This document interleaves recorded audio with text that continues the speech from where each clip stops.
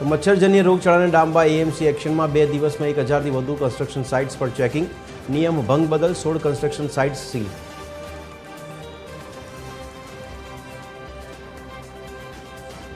વડોદરાના વાઘોડિયામાં માઇનોર કેનાલમાં ગાબડું, દંખેડા ગામે દેવ સિંચાઈની માઇનોર કેનાલમાં મોટું ગાબડું, કેનાલમાં ગાબડું પડતા ખેતરોમાં ઘૂસ્યા પાણી. તો અમદાવાદ એરપોર્ટ વિસ્તારમાં થયેલી લૂંટનો ભેદ ઉકેલાયો. 4 આરોપીની એરપોર્ટ પોલીસે કરી ધરપકડ. નાસ્તો કરવા નીકળેલા 3 મિત્રો સાથે બની હતી ઘટના.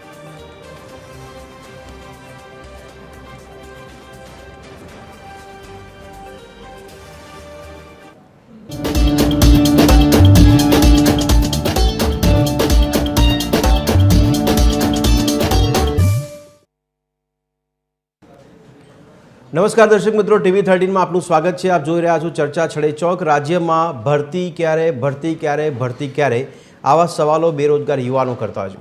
પણ ભરતી થઈ જાય છે ત્યારે પણ એક વિડંબણા જોવા મળે છે, અને એ છે કે જ્યારે નવી ભરતી કરવામાં આવે ત્યારે એ કર્મચારીઓને, સરકારી કર્મચારીઓને શરૂઆતના 5 વર્ષ ફિક્સ પગાર આપવાનો, આવી નીતિ ગુજરાતમાં ઘણા વર્ષો પહેલાં ચાલુ કરવામાં આવી છે, લાગુ કરવામાં આવી છે.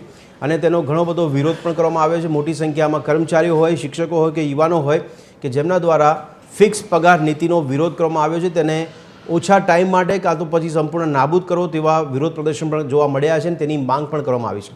પણ હવે ઘણી બધી બાબતોને લઈને અટકણો જોવા મળી રહી છે કે જેમાં નિરાકરણ આવશે કે કેમ તેને લઈને શંકા કુશંકા અને સવાલ થાય છે.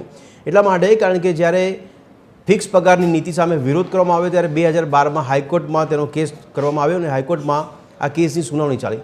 હાઈકોર્ટે બહુ મહત્ત્વનો ચુકાદો ફિક્સ પે પગારની વિરુદ્ધમાં આપ્યો, અને જેથી કરીને કહેવામાં આવ્યું કે હવે હાઈકોર્ટે જે આદેશ કરે તે મુજબનું પાલન રાજ્ય સરકાર કરાવે, અને રાજ્યમાં હવે ફિક્સ પે પગારની જગ્યાએ રેગ્યુલર પગાર એટલે વેતન જે પદ્ધતિ છે તે અપનાવવામાં આવે. પરંતુ એવું થયું નહીં, અને અત્યારે એની સામે રાજ્ય સરકાર પહોંચી સુપ્રીમ કોર્ટમાં, અને સુપ્રીમ કોર્ટમાં જાય છે ત્યારબાદ ત્યાંથી સ્ટે મૂકવામાં આવે છે. પણ હજી સુધી એમાં કોઈ નિરાકરણ કે નિર્ણય લેવામાં નથી આવતો, કારણ કે કેસની સુનાવણી છે તે હજી પણ પડતર જોવા મળી રહી છે.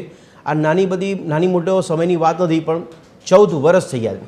14 વર્ષથી ગુજરાતની સરકાર દ્વારા જ્યારે સુપ્રીમમાં સ્પેશિયલ લીવ પિટિશન કરવામાં આવી તેમાં કોઈ નિર્ણય હજી સુધી આવ્યો નથી, ને એટલા માટે અચાનક યાદ આવ્યું એક કર્મચારીને, અને કર્મચારીએ વિનંતી કરવાનો પત્ર લખ્યો સુપ્રીમ કોર્ટમાં, અને સુપ્રીમ કોર્ટને કીધું કે તાત્કાલિક તમે આની પર સુનાવણી કરો, કારણ કે અમારું અહીંયા ઘણું બધું શોષણ થાય છે, અને અમે ઘણા લાંબા સમયથી આનો વિરોધ કરી રહ્યા છીએ, પણ અમને છતાંય કોઈ નિરાકરણ નથી મળતું. તો ત્યારે હવે સવાલ થાય કે આખરે સુપ્રીમ નિર્ણય ક્યારે થશે, કારણ કે હજી સુધી આ કેસની જે સુનાવણી છે તે પડતર જોવા મળી રહી છે. એટલા માટે આજે ખાસ વાત આપણે કરીશું ફિક્સ પેનું નિરાકરણ ક્યારે.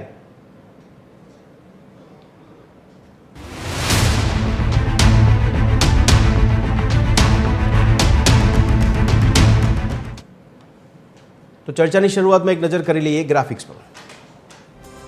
રાજ્યમાં ફિક્સ પેના કર્મચારીઓનો મુદ્દો ફરી ચર્ચામાં. સરકાર સમક્ષ ફિક્સ પેના કર્મચારીઓની વર્ષો જૂની માંગ. ફિક્સ પે પ્રથા નાબૂદ કરવાની સતત માંગ કરતા કર્મચારીઓ. ફિક્સ પેની વિરુદ્ધમાં હાઈકોર્ટનો 2012નો મહત્વનો ચુકાદો. ચુકાદા સામે ગુજરાત સરકારે કરી સુપ્રીમમાં વિશેષ લીવ પિટિશન, અને સુપ્રીમ કોર્ટમાં છેલ્લા 14 વર્ષથી કેસની સુનાવણી હજુ પણ પડતર. તો તાત્કાલિક સુનાવણી કરવા માટે કર્મચારીએ સુપ્રીમ કોર્ટને વિનંતી કરી છે. રાજ્યમાં વર્ષ 1998-99માં ફિક્સ પે નીતિની થઈ હતી શરૂઆત. તો સરકારી વહીવટ ખર્ચ ઘટાડવા માટે તંત્રનો આ પ્રયાસ હતો. નવી ભરતીના કર્મીઓને શરૂઆતના 5 વર્ષ ફિક્સ પગાર ચૂકવવામાં આવે, આ નીતિના ભાગરૂપે. અને ફિક્સ પે નીતિ હજુ પણ ચાલુ છે. 2023માં વેતનમાં 30% વધારો પણ કરવામાં આવ્યો છે, જેની પર કામગીરી ચાલી રહી છે. ત્યારે સરકારી તિજોરી પર વાર્ષિક અંદાજે 548.64 કરોડનું ભારણ પણ વધી રહ્યું છે. તો તમામ રાજ્યોમાં ફિક્સ પે નીતિ અલગ અલગ સ્વરૂપે પ્રચલિત જોવા મળી રહી છે. નવા શ્રમ કાયદા હેઠળ ફિક્સ ટર્મ એમ્પ્લોયમેન્ટની જોગવાઈ છે સમગ્ર દેશમાં લાગુ કરવામાં આવશે. તો ગુજરાત, બિહાર સહિત દેશના વિવિધ રાજ્યોમાં પણ વિરોધના સૂર જોવા મળ્યા છે ફિક્સ પે નીતિ સામે. દર્શક મિત્રો, ફિક્સ પે એટલે કે ફિક્સ પગાર નીતિ પર ચર્ચા કરીશું અને રાજ્યમાં શા માટે આ નિર્ણય લેવામાં આવ્યો હતો, શા માટે આવી નીતિ લાગુ કરવામાં આવી હતી. આ નીતિ જો એટલી યોગ્ય ન હતી જેનો વિરોધ કરવામાં આવી રહ્યો છે, તો તેમ છતાં પણ એની પર કામગીરી હજી સુધી કેમ ચાલુ છે અને એમાં હજી સુધી કોઈ નિરાકરણ કેમ નથી આવ્યું તેને સમજવાનો પ્રયત્ન કરીશું.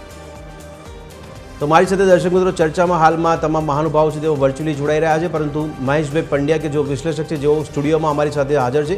મહેશભાઈ, આપનું ચર્ચામાં સ્વાગત છે. બાકીના તમામ મહાનુભાવો છે તેઓ અમારી સાથે વર્ચ્યુઅલી જોડાશે. પ્રફુલભાઈ ગઢવી અમારી સાથે જોડાશે, તો સાથે સાથે પ્રશાંતભાઈ ગઢવી કે જેઓ રાજકીય વિશ્લેષક છે અને અન્ય મહાનુભાવ પણ અમારી સાથે વર્ચ્યુઅલી જોડાવાનો પ્રયત્ન કરશે. ચર્ચાની શરૂઆત કરીશું, પરંતુ પ્રફુલભાઈ અને પ્રશાંતભાઈ આપને અવાજ આવતો તો ઇશારો કરશું. યસ પ્રફુલભાઈ, સૌથી પહેલાં આપને પૂછું છું કે ફિક્સ પેની જે નીતિ છે લાગુ કરવામાં આવી એને વર્ષો વીતી ગયા અને 14 વર્ષથી સુપ્રીમ કોર્ટમાં હજી પેન્ડિંગ છે આની સુનાવણી. અત્યારે ફિક્સ પે જે કર્મચારીઓ એની પરિસ્થિતિ શું જોવા મળી રહી છે? એ લોકો જે દાવા કરે છે કે એમનું શોષણ થાય છે, તો કયા આધાર પર એમનું શોષણ થાય છે, કઈ રીતે શોષણ થાય છે? જો આમાં ફિક્સ પગારની જે પદ્ધતિ છે એની આપણે વાત કરીએ તો ઘણા બધા મુખ્યમંત્રી બદલી ગયા અને ફિક્સ પગારની નીતિને નોર્મલી આપણે ગણીએ તો 1998 2006 એટલે 26 વર્ષ થઈ ગયા. શંકરસિંહ વાઘેલા જયારે સીએમ હતા ત્યારે બાળ ગુરુઓ નામની સ્કીમ લાયા. બિલકુલ. એ બાળ ગુરુઓ આગળ જઈને વિદ્યા સહાયક બન્યા અને વિદ્યા સહાયક અત્યારે મદદનીશ તરીકે ફિક્સ પગારના શિક્ષકો બન્યા. શરૂઆતમાં પદ્ધતિ છે ને એ માત્ર શિક્ષણ ખાતા પૂરતી હતી. એમાં પ્રેક્ટિકલ થયો. પ્રેક્ટિકલ થયા પછી જયારે નરેન્દ્ર મોદી ગુજરાતના સીએમ બન્યા ત્યારે એમને પ્રોપર 2002 થી લઈને 2004 લગી આ 50% ફિક્સ પગારના પછી એની જગ્યાએ કોઈ નવો કર્મચારી મતલબ રિટાયર થયો હોય તો નવા કર્મચારીને ફૂલ પગાર. પણ રેગ્યુલરલી ગુજરાતની અંદર વર્ષ 2005 ની જે સાલ હતી ને ત્યાંથી ફિક્સ પગાર લાગુ પડ્યો. બરાબર. હવે એક નોર્મલ વસ્તુ આપણે ગણીએ કે ભાઈ આજે ફિક્સ પગારની નીતિ લાગુ પડી એ આજે 26 વર્ષથી ગુજરાતમાં લાગુ પડી. એનો સુપ્રીમ કોર્ટમાં જે કેસ ચાલે છે એ 25 વર્ષથી ચાલે છે. હવે એક લોજિક તમને નોર્મલી ગણાવી દઉં કે જ્યારે 2005 ની અંદર બરાબર આખા ગુજરાતના દરેક ડિપાર્ટમેન્ટમાં ફિક્સ પગાર લાગુ પડ્યો ત્યારે વર્ગ ત્રણના કર્મચારીનો એવરેજ ગણીએ તો એ વખતે 16,000 રૂપિયા પગાર હતો, 16,500 અને બધાને 3500 રૂપિયા આપવામાં આવતા. હવે એનો ડિફરન્સ તમે કાઢો તો 13,000 રૂપિયા ડિફરન્સ નીકળે, જે એક કર્મચારીને એક મહિને 13,000 રૂપિયા મળ્યા નહીં.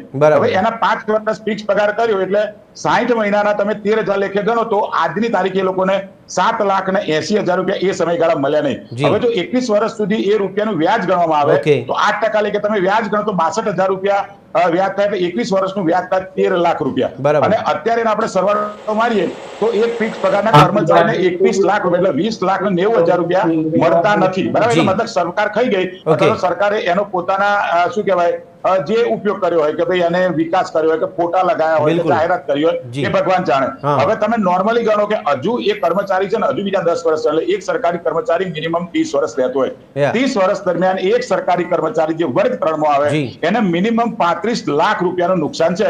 એટલે કે અત્યારે ગુજરાતમાં ઓછામાં ઓછા 5 લાખ સરકારી કર્મચારીઓ છે જે ફિક્સ પગારમાં 25 વર્ષમાં નોકરી લાગી ચુક્યા. તો એ લોકોના તમે ગણો તો 5 લાખ ગુણ્યા 35 લાખ કરો તો એટલા અબજો રૂપિયા થાય. એ સરકાર કર્મચારીને રૂપિયા ખાઈ ગઈ મારી ભાષામાં કહે તો. અને આજની તારીખે એ લોકો જે હાઈકોર્ટે આદેશ આપ્યો હતો કે ભાઈ જેટલા પણ સરકારી કર્મચારીઓ છે એ લોકોની 5 વર્ષની ફિક્સ પગારની નીતિ કાઢી નાખવી. 5 વર્ષ એમનું તમે શોષણ કર્યું એના 60 મહિનાના એમને રૂપિયા આલવા. બરાબર. તો આ તો એક એ સરકારે કઈ આપ્યું નહીં. અને બીજી વસ્તુ કે જે પણ સરકારી કર્મચારીઓ લાગ્યા એને 5 વર્ષ દરમિયાન માત્ર 12 જ રજાઓ આપવામાં આવતી. 150 EL જે મળતી હોય 5 વર્ષની એને આપવામાં આવતી નહીં. મેડિકલ ની એક પણ રજા એને આપવામાં આવતી નહીં. એટલે કે 50 મેડિકલ ને 150 EL ગણો તો 200 રજાઓનું એને ચોખ્ખું નુકસાન ગયું. એક LTC નું નુકસાન ગયું. એટલે એક સરકારી કર્મચારીને આજની તારીખે 60 થી 70 લાખ રૂપિયાનું સીધું નુકસાન છે. એટલે 5 લાખ સરકારી કર્મચારીઓ જે ફિક્સ પગારમાંથી ફૂલ પગારમાંથી આયા એ અને એના ગુણ્યા તમે 5 લાખ કરો તો તમને એનો ઓરિજિનલ આંકડો મળી શકે. બરાબર છે. પ્રશાંતભાઈ ગઢવી, આપણે સવાલ રાજકીય વિશ્લેષક તરીકે આની પાછળ પણ કોઈ રાજકીય દાવપેચ આપને લાગે છે કે ફિક્સ પે નીતિ લાવવામાં આવી કારણ કે રેગ્યુલર વેતન પદ્ધતિ હોવા છતાં પણ ફિક્સ પે નીતિ લાવવામાં આવી, તો આની પાછળનો ઉદ્દેશ્ય શું સમજો પ્રશાંતભાઈ? એટલે રાજકીય દાવપેચ એટલે નહીં ગણવો કે જ્યારથી આ નીતિ અમલમાં આવી ત્યારથી ભાજપની સરકાર છે. ઓકે. બીજી સરકાર પહેલા આ હતી ને એને બતાવી દેવા માટે આ એવું કંઈ હતું નહીં. શંકરસિંહની સરકારમાં આ લાગુ કેમ કર્યું હું તમને એનું એક ઉદાહરણ આપું કે વખતે ગુજરાતમાં પહેલા આપણે ત્યાં 14,000 ગામડા હતા. અત્યારે 3,400 જેટલા ગામડા છે. 14,000 કરતા ઓછા ગામ હતા. હવે દરેક ગામડે શિક્ષકો પહોંચી શકતા નહોતા. અને જે ભરતીઓ કરે એમાં કંઈક નાના ખાંચા આવે કાં તો સ્ટે આવતો હતો કોઈ કારણસર. CPSC માં આપણે કેટલા બધા સ્ટેજ જોયા, જેમ ઘણા કે પહેલાની સરકારમાં તો CPSC ની ભરતી થતી નહોતી. બિલકુલ. એટલે PSC જેવી આ જે કે એ વખતે આપણે PTC પ્રમાણે શિક્ષકો લેતા. B.Ed મને લાગે છે બહુ એટલું બધું પ્રચલિત નહોતું. તો PTC ના શિક્ષકો, પછી એ શિક્ષકો ગામડામાં નોકરી ના કરી શકે, પહોંચી ના શકે. એટલે ખૂણા સુધી પહોંચાડવા માટે શંકરસિંહ આ એક પ્રયોગ કર્યો હતો કે ભાઈ 2500 રૂપિયા ફિક્સ પગારમાં જો નોકરી રાખવામાં આવે અને શિક્ષક લેવામાં આવે તો કદાચ આ શિક્ષકોને વધારી શકશું અને જે સીધી ભરતી કરીએ છીએ એમાંથી થોડા શકાશે. આ એક આશય. આ પ્રયોગ સફળ ગયો. મોદી સરકાર આવી, 2500 રૂપિયામાં ફિક્સમાં પછી લોકો મળવા માંડ્યા. કેટલાય લોકો, કારણ કે લોકો બેરોજગારી એટલી બધી એ વખતે બી હતી, અત્યારે બી એટલી છે. એટલે લોકો જોડાવા માંડ્યા આમાં કે ભાઈ 2500 એક નોકરી મળે છે. બીજું, સરકારની એક દુખતી નસ લોકો પાસે હતી કે આજે ફિક્સમાં છે તો કાલે તો રેગ્યુલર કરશે, આજે ટેમ્પરરી છે કાલે કાયમી કરશે, આજે ફિક્સમાં છે કાયમીમાં લાવશે. બરાબર. પછી જે સરકાર શીખી 2006 પછી આને અલગ રીતે અમલીકરણ કરી અને 5 વર્ષ ફિક્સ અને પછી 6ઠ્ઠા વર્ષ તમે ફૂલ પગારમાં આવો અને આ ચાલતી ગઈ. લોકો એમાં વધારે જોડાતા ગયા અને પછી જેમ કહેવાય ને કે આમ જોવા જાવ તો વિરોધ ક્યારથી થયો? 2012 તમે હાઈકોર્ટ 8 કે 9 માં પહેલી વાર આની પિટિશન હાઈકોર્ટમાં ફાઇલ થઈ હતી. એક્ઝેક્ટ બોલું છું, પણ 2009 સુધી લોકો મજબૂરીના માર્યા જોડાતા ગયા. પછી લોકોને થોડુંક આમ ખ્યાલ આવ્યો કે આ તો આપણા પૈસાનું બી નુકસાન છે, સરકારમાં. બીજું, આના જ આધારે સમાન કામ સમાન વેતન એક મોટી મુહિમ ચાલી હતી. પછી બીજી મુહિમ ચાલી ગ્રેડ પે ની 4228. એટલે આ બધું જેમ જેમ લોકો સિસ્ટમમાં ઘૂસતા ગયા, શીખતા ગયા, એમ લોકોને ખ્યાલ આવ્યો અને બહાર આવ્યો. પણ આ આંદોલનની સામે, અચ્છા, પહેલાની સરકારમાં આ બે સરકારોને તમને ડિફરન્સો ગણાવો તો પહેલાની સરકારમાં પગાર પંચ, જે 8મું પગાર પંચ જે અત્યારે આપણે તો બીજું, ત્રીજું, ચોથું માંડ આવ્યું અને 5મું આવ્યું ત્યારે તો આપણને એમ થઈ ગયું, તો અમને લોકોને, મહેશભાઈ બેઠા છે એટલે કે ઓહો આપણે 5મા પગાર પંચના પગારથી તો આપણે ધનિક થઈ ગયા બધા. એટલે કંઈક ને કંઈક એ પૈસાનો સંતોષ લાગવા કામે લાગવા માંડ્યા. એટલે આપલાતું ગયું. હવે અને આ સરકારની એક ખાસિયત છે, ભાજપ સરકારની, કે કોઈ પણ કોર્ટમાં હારે એટલે ઉપલી કોર્ટમાં જાય. જેમ ચુકાદો આવ્યો પછી સુપ્રીમ કોર્ટમાં ગયા. 14 પછીનો કંટ્રોલ આપણે સૌ જાણીએ છીએ. આ 12 ઓલરેડી સુપ્રીમમાં ઘણા બધા કેસ પેન્ડિંગ હતા, 14 પછી તો આમની હાથમાં જ હતું બધું. એટલે સિસ્ટમ ચલાવવા માટે બોર્ડ ઉપર આટલા વર્ષ સુધી નહીં આવવા દેવાની પાછળનું રાજકીય ગણિત તમને ખબર છે. મૂળ વાત કે જેમ જેમ આ વ્યાપ વધારવા માટેનો એક પ્રયોગ હતો જે શિક્ષક પૂરતો સીમિત હતો, જે હવે સરકાર પર પડી ગઈ કે લોકો બેરોજગારીમાં ગમે તે કરવા તૈયાર છે, એટલે આપો પ્રેમથી લોકો સ્વીકારશે. જેને મંજૂર ના હોય ઘેર બે, સરકારી નોકરીનું લેબલ નહીં મળે એટલે લોકો માર્યા પછી આનો સ્વીકાર કરે છે. ઓકે. પ્રશાંતભાઈ, અને સવાલ પૂછો આપને. મહેશભાઈ પંડ્યા, આપને પણ સવાલ છે, પરંતુ આપને જણાવી દો દર્શક મિત્રો, અત્યારે રાકેશભાઈ ઠાકર આપણી સાથે વર્ચ્યુઅલી જોડાઈ ચૂક્યા છે, જેઓ પ્રચાર અધ્યક્ષ છે ABRSMના. રાકેશભાઈ, આપને અવાજ આવતો તો ઇશારો કરશો. ઓકે રાકેશભાઈ, આપણે સવાલ પૂછું. મહેશભાઈ પંડ્યાને સવાલ છે. મહેશભાઈ, આપ પણ કદાચ સરકાર સાથે કે સરકારી વિભાગો સાથે સંકળાયેલા જોવા મળ્યા છે ભૂતકાળમાં.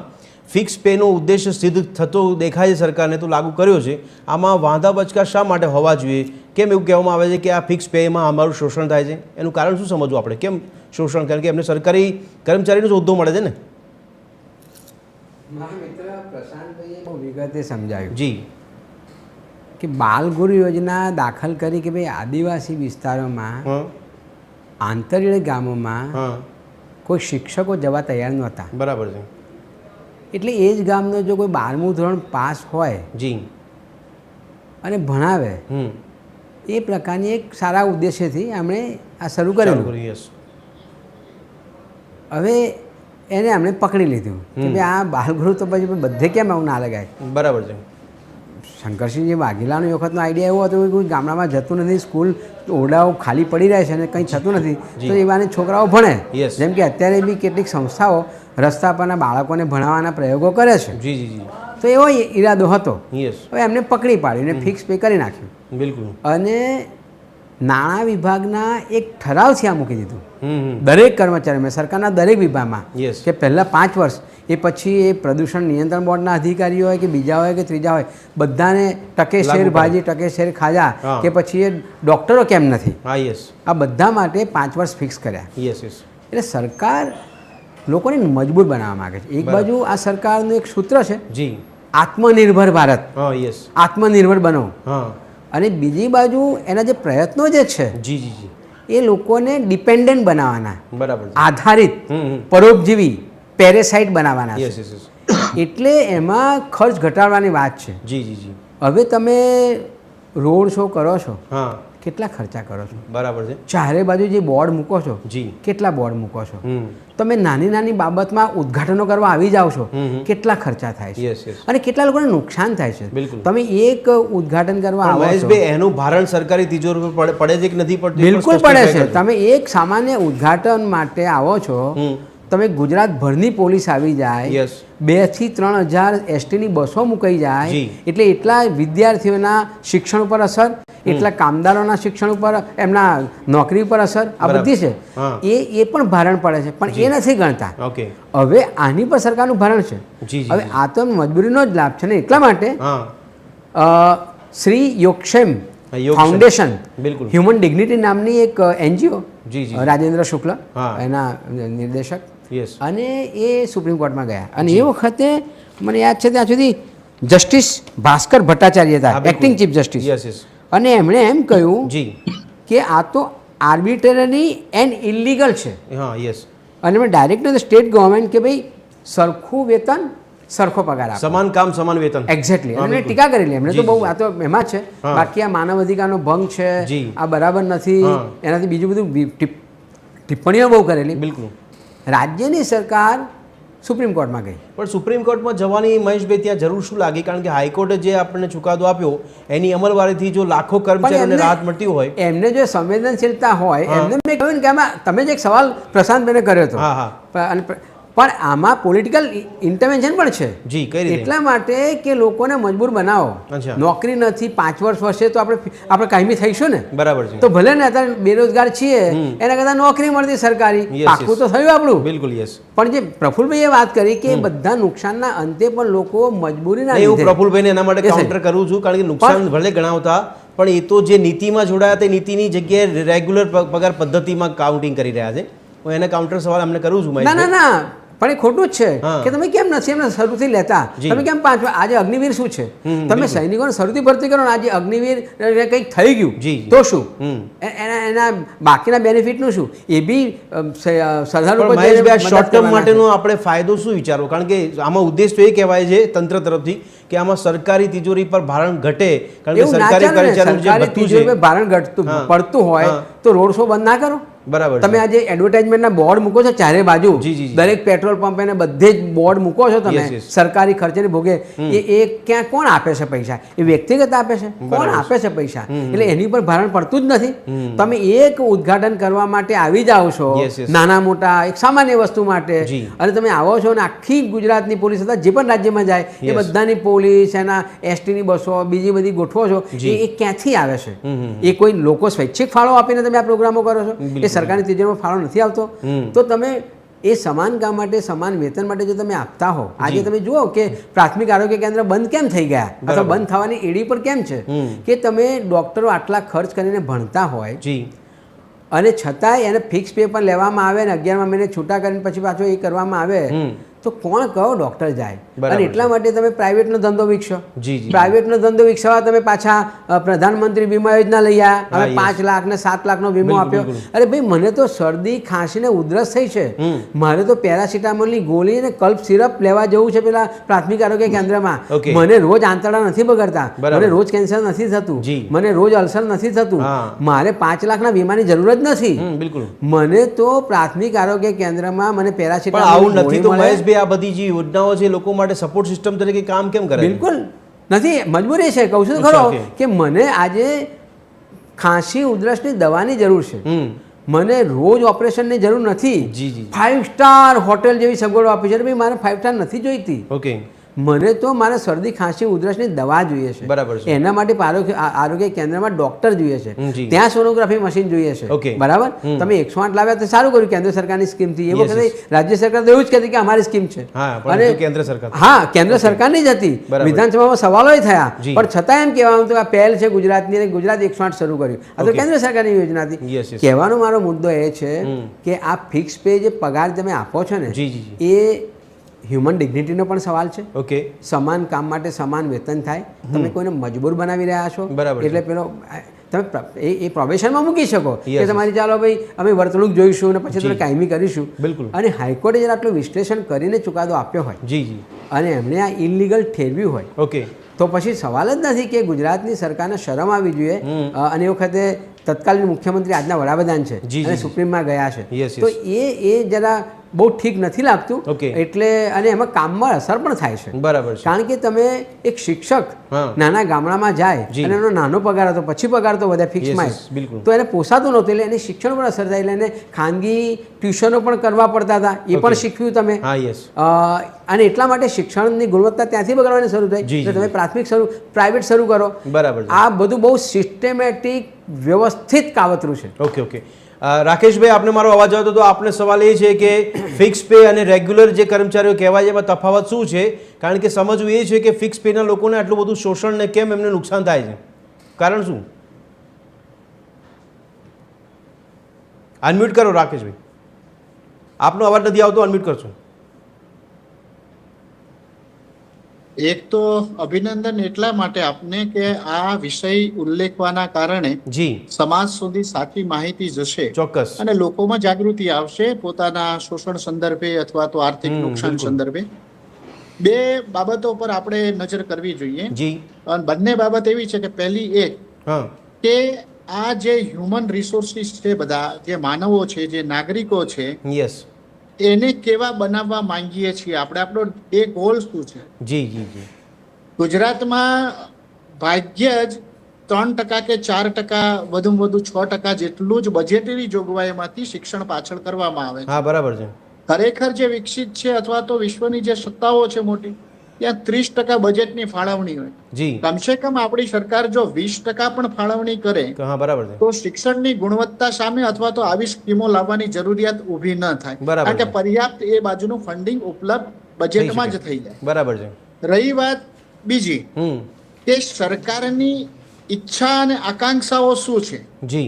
એમના મન તો વહીવટી તંત્રના નાણાં બચાવવાનો હોય છે, બિલકુલ, પણ એના કારણે બાળ સહજ જે શિક્ષણ છે અને શિક્ષણમાં વિદ્યાર્થીઓમાં જે આવવું જોઈએ નથી આવતું, કારણ કે 11 મહિનાના કોન્ટ્રાક્ટ બેઝ આધારિત ને પોતાની શાળા નક્કી નથી. આ વખત અહીંયા મળી તો આવતી વખત બીજી કોઈ મળશે, એટલે કોઈ લાયાબિલિટીઝ લાંબા ગાળે ક્રિએટ નથી શિક્ષકનામાં. જે કાયમી શિક્ષક છે તો એને ખબર છે કે મારે આટલું રિઝલ્ટ તો આપવું જ પડે, તો મારી સામાજિક વેલ્યુ વધશે, તો જ હું આગળ શિક્ષક તરીકે વધારે સારું પરફોર્મ કરી શકીશ. બરાબર છે. એટલે એક જવાબદારી નામનું જે તત્વ છે એ આવી સિસ્ટમમાં કારણે ખાલી થઈ જાય છે, એક બાજુ જતું રહે છે. બરાબર છે. અને એના કારણે આ બેઝિક તફાવત છે કે જૂના શિક્ષકો અથવા તો પૂર્ણ પગારી શિક્ષકો અને આ શિક્ષકોની અંદર ગુણવત્તાનો તફાવત ઓટોમેટિક સમાજને નડે છે. ઓકે. સમાજ ઈચ્છે છે કે એને શિક્ષણ મળે, સમાજ ઈચ્છે છે કે ગુણવત્તા વાળું શિક્ષણ મળે, સમાજ ઈચ્છે છે કે પૂરતું પર્યાપ્ત વર્ગખંડો મળે, સમાજ ઈચ્છે છે કે ગુણવત્તા સભર શિક્ષણની સાથે મારો બાળક એના જીવનમાં જયારે યુવાન બને ત્યારે દુનિયાને ફેસ કરી શકે, કમાઈ શકે અને પોતે પેલે કરી શકે. એટલે આ બધી ઘટનાક્રમોમાં તફાવત આટલા બે જ છે. એ પહેલી નજરે જો જોવા જઈએ ને તો સરકારની ઈચ્છા અને અપેક્ષાઓ શું છે એનું ક્લેરિફિકેશન ક્યારેય સમાજ વચ્ચે આવ્યું જ નથી. બરાબર છે. એટલે ખરેખર તો એક ગોલ નક્કી કરવો જોઈએ. રાકેશભાઈ, આપને ખ્યાલ હશે કર્મયોગી અભિયાન પણ ભૂતકાળમાં આપણે જોયા હશે. રાકેશભાઈ, સવાલ છે આપને. વિધાનસભામાં ચર્ચા સત્ર ગોઠવીને સંયુક્ત રીતે ગુજરાતને કઈ કક્ષાએ કેટલા વર્ષમાં મૂકવું છે એનો રોડમેપની ચર્ચા થવી જોઈએ અને એના માટે જે જરૂરી ઇસેન્શિયલ વસ્તુઓ છે એ ઉપલબ્ધ કરાવી જોઈએ. બરાબર છે. અને કોઈ પણ શિક્ષકનો અવેજી બીજું કોઈ બની ન શકે. સ્માર્ટ ક્લાસ આવશે, સ્માર્ટ ટીવી આવશે, આ બધું જ હોઈ શકે નહીં. પણ રાકેશભાઈ એટલે જીવંત માણસ જે ઉદાહરણ રૂપ છે ને, રાકેશભાઈ, કર્મચારીઓમાં એવી માનસિકતા હતી સમયે, જે તે સમયે કે આપણે કાયમી થઈ જઈએ, આપણી લાંબી જવાબદારી થાય તો જ આપણે ગુણવત્તા આપી શકીએ, કે એમની પોતાની સિક્યુરિટી સુરક્ષા વિચારતા હતા. આમાં કેવું છે, જવાબદારી ત્યારે ફિક્સ થાય કે દાખલા તરીકે તમે તમારું ઘર છે, તમારી પોતાની કાર છે, તો કેવી રીતે ચલાવો. સ્વાભાવિક આ હ્યુમન સાયકોલોજી છે. બરાબર. જ્યાં મારી પોતાની લાંબા ગાળાની નોકરીની સુરક્ષા નથી, ત્યાં ગાડી હું કેટલું કરી શકું, એના મારે મન તો પેલા 25 દિવસ નીકળી જાય. મારા કિસ્સામાં ભલે તો મને કોન્ટ્રાક્ટ પર કે ફિક્સ પગારમાં જો કામગીરી મળે તો મારે ગુણવત્તા નહીં આપવાની રાકેશભાઈ? નહીં, આ હ્યુમન સાયકોલોજી છે. કેટલાક વ્યક્તિઓ આપે, બધા આમાં અપવાદ હોઈ શકે. ઓકે, બરાબર છે. આ અપવાદ હોઈ શકે, પણ હ્યુમન સાયકોલોજી એવી છે કે જેની તમને ખરેખર જરૂરિયાત છે એના માટે તમે સંપૂર્ણપણે, તમે અત્યારે ડિબેટ બેઠે, તમે પૂરી તૈયારી કરીને બેઠા હશો. બિલકુલ. તમે એનું રિસર્ચ કર્યું હશે. જી. અને એ ઘટનાક્રમ જે પૂર્ણકાલીન શિક્ષક હોય છે, જે પગારદાર પૂર્ણ છે, એ પોતાનું રિસર્ચ કરીને બેસે છે. બરાબર છે. હોલા કિસ્સામાં એમને તો કદાચ એવું બને કે આજે આ સ્કૂલમાં છે, પછી આવતા વર્ષે બીજી સ્કૂલમાં છે, તો નોબડી કેન, એમની પાસેથી કોઈ લેનાર, કોઈ સમાજનો વ્યક્તિ નથી કે ભાઈ શું થયું. ઓલા તો ગામની એસએમસી પૂછે શિક્ષકને કે ભાઈ આ જે છે એમાં શું સમજવું. હા, બિલકુલ. ઓકે, હા, યસ, મહેશભાઈ વચ્ચે કે કેવા માંગે? મહેશભાઈ, પ્રફુલભાઈની વાતમાં જ કહેવું છે મારે. રાષ્ટ્રીય શિક્ષક રાકેશભાઈ કહી રહ્યા છે એટલું જ ઈચ્છે છે, સંજયભાઈ, અખિલ ભારતીય રાષ્ટ્રીય શિક્ષક મહાસંઘ અને શિક્ષક સંગઠનના નેતા તરીકે અમે તો એટલું જ ઈચ્છીએ છીએ કે દરેક બાળકને એનો અધિકાર સારા ગુરુનો મળવો જોઈએ. અને એના માટે જે કઈ ખર્ચ થાય એ તો સૌથી મોટું શ્રેષ્ઠ રોકાણ સરકારનું ગણાય. ઓકે, બરાબર છે. ઠીક છે. મહેશભાઈ, રાકેશભાઈની વાતમાં જ ઉમેરવું છે. બોલો મહેશભાઈ. હ્યુમન સાયકોલોજી બરાબર છે, પણ સાથે સાથે સમાન વેતન સમાન કામની વાત છે. જી. તો તમે સમાન કામ કરો છો અને વેતન બરાબર નથી આપતા, જી, એ અન્યાય છે. અને એટલા માટે પણ આવું ના થતું હોય, કારણ કે એને ભરણ પોષણ જ ના થતું હોય, પગાર માટે કરે શું માણસ? બરાબર છે. એટલે માત્ર હ્યુમન સાયકોલોજી જ નહીં, મહેશભાઈ, એ ટાઈમે સમાન કામ સમાન વેતનનો સિદ્ધાંત છે એનો ભંગ થાય છે.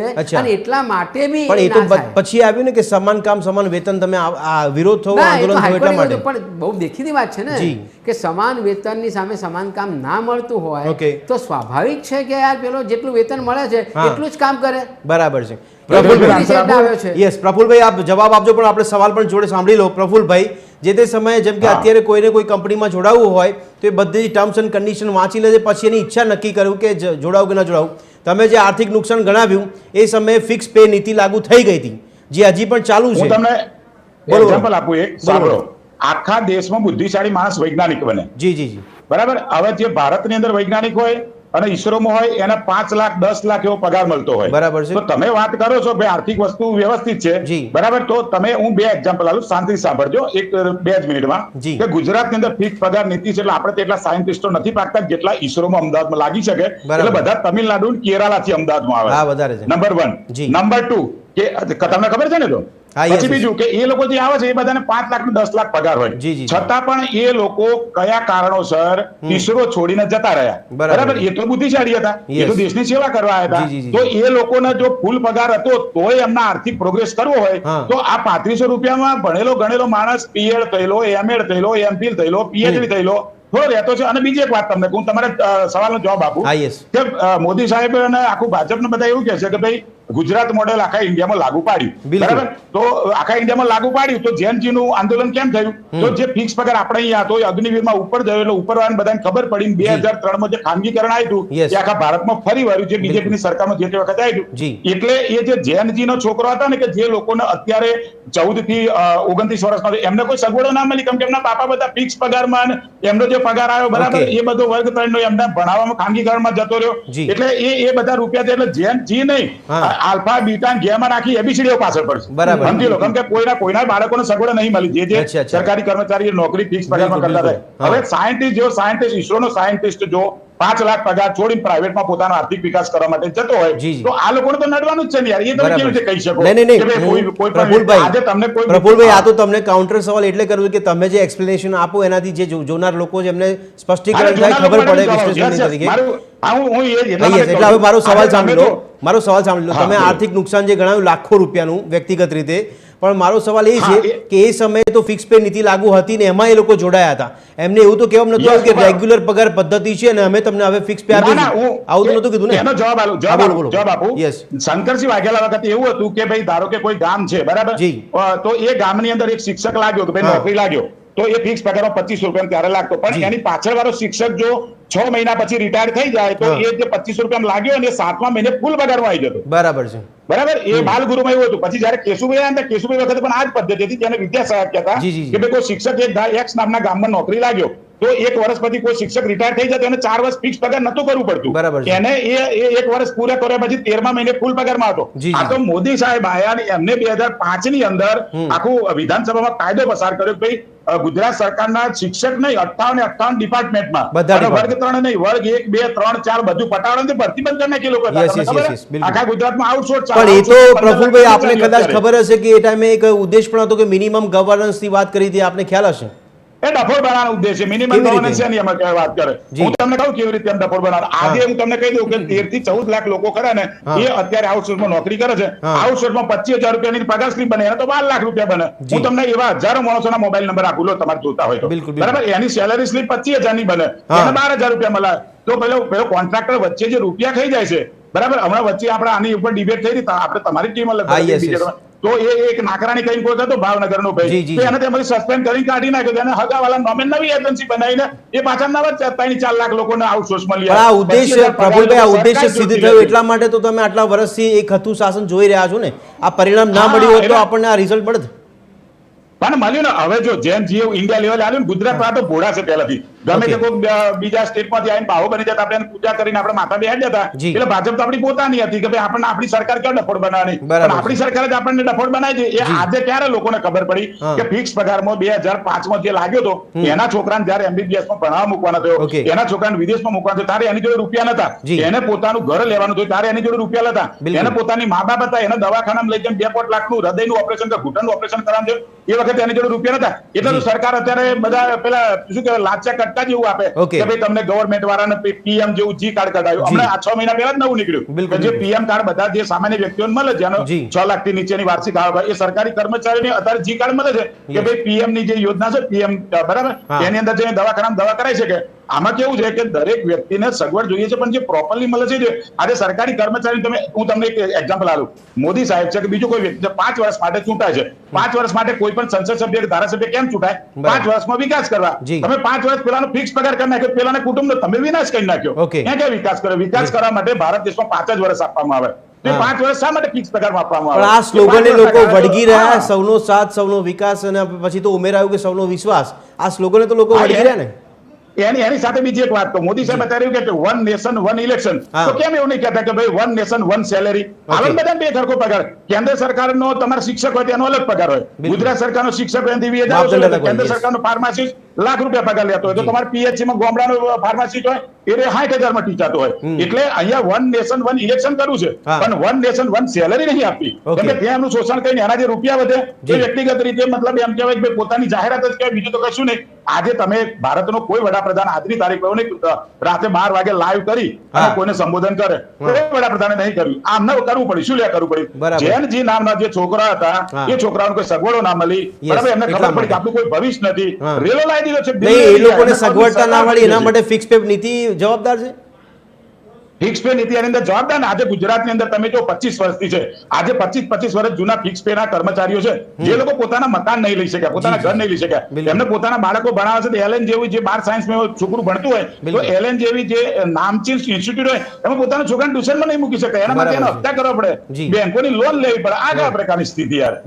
આવું ના હોવું જોઈએ. ઠીક છે પ્રફુલભાઈ, વિકાસ કરવા બનાવે. ઓકે પ્રફુલભાઈ, એની સવાલ પૂછું. પ્રશાંત ગઢવી, આપણે સવાલ છે જે મહેશભાઈ કીધું કે આમાં રાજકીય ઇન્ટેન્સ પણ આપણે જોઈ શકીએ છીએ, પણ તેમ છતાં સવાલ મારો એ થાય છે કે ફિક્સ પે નીતિથી સરકારી તિજોરીને લાભ કે પછી ભારણ? કારણ કે હમણાં 30% વધારો કર્યો હતો વેતનમાં, તો એ તો ભારણ પડ્યું કરોડો રૂપિયાનું. સરકાર તિજોરીમાં પડેલા રૂપિયા એમના નીકળી પડે તો એને ભારણ કહેવાય. પણ લોકોથી ઉઘરાયા છે, લોકો માટે છે, લોકોને આપવાના છે, લોકો પાછળ વાપરવાના છે. એટલે આ સરકારની આ નીતિ જે શાબ્દિક નીતિ છે ને, એ થોડી 100% ખરાબ કહેવાય. કારણ કે તમે લોકોમાંથી ઉઘરાયા છે. આ કઈ બહારથી ઘેરથી તો લાયા નથી. તિજોરીમાં રૂપિયા ક્યાંથી આયા? લોકો ટેક્સમાંથી પૈસા આયા. લોકોને જેને આપવાના છે એ કોણ છે? તમારા કર્મચારી, સરકારી નોકરિયાત વર્ગ છે, અથવા તો તમારે યોજના હેઠળ લોકોને આપવાના છે. એટલે એ રીતે ના કહેવાય કે આ સરકાર પર બોજો કે ભારણ. બીજું, સરકાર નો પ્રોફિટ નો લોસ પર ચાલતું હોય, એને ક્યાંય નફો કરવાનો નથી. તેમ થકી કે બીજા કોઈ માધ્યમો, ઘણા બધા સરકારના સાહસ કંપનીઓ, જેને આપણે કેશ કાઉ કહીએ છીએ, જીએસપીસી જમાનામાં રહેતા. પ્રશાંતભાઈ, આ 30% ફિક્સ પેમાં વધારો કરી 2023માં વધારો કર્યો 30%નું, એનું જો 548 કરોડનું ભારણ પડતું હોય, જો આ બધા રેગ્યુલર પગાર પદ્ધતિમાં હોત તો કેટલું બધું ભારણ પડ્યું હોત સરકારી તિજોરી પર? એ જ સમજાવવા માંગુ છું કે આજે તમે સમજો કે જે આ નીતિ 98માં માનો કે લાયા, 1998 સુધીનું ઓડિટ કરો કે 1960માં સરકાર બની, ગુજરાત સરકાર બની, 1960 થી 1998 દરમિયાન ટોટલ કેટલા સરકારી કર્મચારીઓ કામ કરતા હતા, એનો પગાર ધોરણ કેન્દ્ર હોય રાજ્ય હોય, અને જે પગાર પંચની આપણે વાત કરીએ સાહેબ, આ મહેશભાઈને કે પૂછો, આજે આ પ્રફુલભાઈને પૂછો, મારા પ્રફુલભાઈના ફાધરના જમાનામાં પહેલો પગાર હાથમાં કેટલો આવ્યો હતો? 150 રૂપિયા. 156 રૂપિયાની પગારની સ્લીપો હજી લોકોની છે, 400 રૂપિયાની. પોલીસ વાળાનો પગાર 25 રૂપિયા આવતો હતો. પોલીસમાં હોય કોન્સ્ટેબલ, એ વખતે કોન્સ્ટેબલ ને ફૂલ પેન્ટ પણ નહોતા, ચડ્ડી પહેરવી, એનો 25 રૂપિયાની જૂની પગારની સ્લીપ કોકની હશે. પછી ધીરે ધીરે પગાર ધોરણો એ રીતે વધાર્યા, એટલે જેમ જેમ સમય વધતો ગયો, મોંઘવારીનો રેટ વધતો ગયો, લોકોની વસ્તુ વધતી ગઈ. કોઈ દિવસ એવું થયું કે સરકારી કર્મચારીને મહિને મળતા પગારમાં ક્યાંક ને ક્યાંક ભારણ વધતું હોય અને પગાર પૂરો ના થતો હોય? પણ સમયાંતરે મોંઘવારી ભથ્થું તો મળે છે ને એમને, પ્રશાંતભાઈ. બીજું તમે સમજો, એ વખતે ઓછા પગારમાં સરકારી વ્યવસ્થા શું હતી? સરકારી સ્કૂલમાં મફત ભણતર મળતું. તમને, મને, હું ને તમે બધા 60 રૂપિયાની મહિનાની સ્કૂલ ફીમાં મોટા થયા. હવે એ આ રીતે વધ્યું, એની સાથે સાથે પ્રાઇવેટાઇઝેશન વધ્યું. ભાઈ એક એવું ચિંતાજનક હતો સરકાર માટે કે પ્રાઇવેટમાં લોકોને પગાર મળે, કોઈક સરકારમાં નોકરી નહીં આવે. પણ પછી કોર્સિસ જે મેં કીધું ને, બીએડ ને પીટીસી ના, અને આ ફિક્સ પગાર ગામડાઓમાં વ્યાપ હતો. અત્યારે જો ગામડા કમ્પ્લીટલી શહેરીકરણ થઈ ગયું, શહેરોમાં વસ્તી વધી ગઈ, ગામડાઓ ખાલી થતા ગયા, જે આવતો ગયો એની લાઈફસ્ટાઈલ પ્રમાણે કાં તો સરકારી નોકરીમાં ભ્રષ્ટાચાર કરીને મહિનો પૂરો કરે છે. પ્રશાંતભાઈ, કોઈ રાજકીય પાર્ટી છે કદાચ મતદારો એને તરફ આકર્ષે એવા પ્રયત્નો કરે, એવા વાયદા કરે, પણ તંત્રમાં બેઠેલા લોકો એટલે કે સરકાર પોતે લોકો હેરાન થાય એવી યોજના શા માટે મૂકે? એ લોકોના ફાયદા માટે મૂકે કે પછી ખાલી માત્ર એમના રાજકીય ફાયદા માટે? સાહેબ ભદ્રેશભાઈ, આપણે તો રાજકીય માણસો છીએ, આપણે બંને બધા બરાબર. હું તમે મહેશભાઈ રાજકીય ચર્ચાઓ ખૂબ કરીએ છીએ. પહેલાના સમયમાં બેલેટ પેપરથી થતી ચૂંટણી, ઈવીએમમાં તો થતું, પણ બેલેટ પેપર થતું વોટિંગ જો ઓપન કરે કાઉન્ટિંગ ના તો એ સરકારની વિરુદ્ધના મત પડતા. અત્યારે બેલેટ પેપર અને ઈવીએમ બંને સરકાર તરફેણમાં જાય છે, કારણ કે લોકો સરકાર અને સરકારી કર્મચારીઓને એટલા માટે મારી અંદર ખાનાની થોડી ઘણી નારાજગી છે. જેમ અત્યારે પ્રફુલભાઈ એમની ક્યાંક નિર્દોષતાથી એમની પેલી કાઢી રહ્યા છે, ક્યાંક સરકાર વિરોધી એમને એવું પેલું લાગી રહ્યું છે. પણ આ જ સરકારી કર્મચારીઓ ચૂંટણીના 1 વર્ષ પહેલા ખૂબ આંદોલનો, ખૂબ ડિમાન્ડો મૂકે, ખૂબ સરકારને રજૂઆતો કરે, તો વોટિંગ વખત તમે ક્યાં જાઓ છો? એ વખતે અત્યારે તમે વાપરતા નથી, ત્યારે સરકાર સારી લાગે છે. આમાં હું સરકારમાં બેસીને ન વિરોધ કરું છું, ન સમર્થન આપી રહ્યો છું, પણ એનો મતલબ શું થયો કે, અને સરકારી કર્મચારી સૌથી મોટી વોટ બેંક છે સરકારની. તમે સમજો, આજે 35 કેટલા કર્મચારીઓ છે સરકારમાં, એમનો ગણી લો, એ પરિવાર પ્રમાણે વોટિંગ ગણી લો, જેટલું ટોટલ વોટ ભાજપને કે કોંગ્રેસને મળે છે ને, એટલા ને એટલા સરકારી કર્મચારીના પરિવાર જ ભેગા થઈ જાય છે. બરાબર છે. આ પરિસ્થિતિ એવી છે, એટલે આમાં કોઈને દોષ દેવા જેવો નથી. હા, નીતિ ના, કોઈને દોષ નહીં, પણ આમાં સમાધાન તો નીકળવું જોઈએ કે ન નીકળવું જોઈએ એ બી આપણે વિચારવું પડશે. મહેશભાઈને સવાલ પૂછું. મહેશભાઈ, આપણે સવાલ એ છે કે અહીંયા જેમ હમણાં પ્રશાંતભાઈ વાત કરી એ પ્રમાણે કે ફિક્સ પેના જે કર્મચારીઓ છે એમણે એ નીતિ લાગુ હતી ત્યારે જોડાયા, ત્યારે એમણે સ્વીકાર લીધું હતું, તો સ્વીકાર્યા પછી એ લોકો વાંધા વચકા ઉપાડે કે પછી એમાં કાયદાકીય મેટર બની જાય, આ કેટલું વ્યાજબી કહેવાશે? એમાં એમનું સમાધાન તો દેખાતું નથી. આ તો માત્ર આપણે જે કાયદાકીય ગૂંચવણ છે એમાં ફસાયેલા રહીએ છીએ.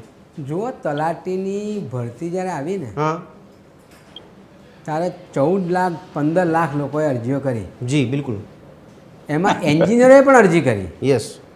હવે એન્જિનિયર હોય અને નોકરી ના મળતી હોય, જી જી જી, તો પછી મજબૂરીથી તલાટીમાં જાય, એનો મતલબ એવો નથી થતો કે હું તો મારા સ્વૈચ્છિક ગયો હતો. બરાબર છે. એ મજબૂરીના લીધે એને કરવું પડ્યું છે. જી જી જી જી. એટલે મજબૂરીના લીધે તદ્દન મજૂરી કરે, થેલા ઊંચકે અને હાથ લારી ફેરવે, એના કરતાં એ ફિક્સ પેપમાં જાય, એ મજબૂરીનો સરકારે લાભ ઉઠાવ્યો. પણ એ એન્જિનિયરની સામે ડિમાન્ડ હોવી જોઈએ ને કે એને યોગ્ય પ્લેટફોર્મ મળી શકે, સરકાર આપી શકે. સવાલ એ જ છે ને કે આજે જુઓ ને, મહેકમ કેટલી ખાલી છે. હા બિલકુલ. મોટાભાગની સરકારી ઇજનેરી કોલેજ લો કે બીજી કોલેજો લો તો 50%થી વધારે મહેકમ ખાલી છે. જી જી. તમે સરકારે જે કદાચ પ્રશાંતભાઈએ વાત કરી કે સરકારે નફો નથી કરવાનો, ઓકે, આજે ટેક્સના પૈસા આવે છે જી અથવા જીડીપીના પૈસા આવે છે બિલકુલ એ કલ્યાણકારી યોજનાઓ માટે કરવામાં આવે છે. Yes yes. જો તમારું સારું શિક્ષણ ને બધું જ હોય તો છેલ્લા 25 વર્ષથી પ્રવેશોત્સવ શું કામ કરવામાં આવે છે? બરાબર. કન્યા કેળવણીના રથ શું કામ ફેરવવામાં આવે? કેરળમાં કેમ નથી કરવામાં આવતા? કેરળ કઈ બહુ જ પહેલા આઝાદ થયું હતું અને આપણે પાછળથી આઝાદ થયા. બરાબર છે. એવું નથી. જી જી જી. કારણ કે તમે સરકારી નિશાળાઓમાં શિક્ષકો મૂકી શકતા નથી, આ ટાઈપના શિક્ષકો મૂકો છો એટલે કોઈ જતું નથી, એટલે તમારે આ તાઇફા એટલે તમારું એવું કહેવું કે જાણી જોઈને સરકારી સુવિધાનો બિલકુલ ખોટ આપવાની એટલે લોકો એટલા માટે પ્રાઇવેટમાં જાય ને તે કરે. એટલે આ સરકારની નીતિ ભારણ તો આ સેવાઓ આપે છે. ભારણ શાનું? એટલે એ કોઈ શિક્ષક ભણાવે છે એ સરકાર માટે ભારણ છે? એટલે સરકાર શિક્ષક પોતે કામ કરે છે, પેલા ઓરિજિનલ જે રેગ્યુલર શિક્ષકો હોય એટલું જ કામ કરે છે, તો ભારણ કેવી રીતે હોય? સરકાર પર ભારણ આ શબ્દ જ ખોટો છે કે સરકાર પર બોજ પડ્યો. તો પછી ધારાસભ્યોના અને સંસદોના પગારો કેમ વધ્યા કરે છે? બરાબર. એમાં કેમ એ બોજ નથી પડતો તમારો? એમને કેમ પેન્શન મળે છે? અહીંયા તો આ 2005 થી પેન્શનની પ્રથા પણ બંધ કરી દીધી. બરાબર છે. એટલે એ જે સુરક્ષા કહેવાય સામાજિક સુરક્ષા એના દ્વાર પણ બંધ કર્યા. અને બહુ જ મહત્વની વાત એ ચાલ્યું એટલે અત્યારે બધું આઉટસોર્સિંગ કરો છો અને આઉટસોર્સિંગ ના સર્વિસ કહેવાય છે. ભદ્રેશભાઈ નવાઈ તો એ લાગશે કે આઉટસોર્સિંગ ની સર્વિસ આપતા એની પર જીએસટી લાગે છે. એટલે માનો કે હું આઉટસોર્સિંગમાં નોકરી કરું છું તો એનો મતલબ એવો સીધો થાય કે મારા પગાર ઉપર પણ સરકાર જીએસટી લગાવે છે. આ તો બહુ નવાઈ લાગે.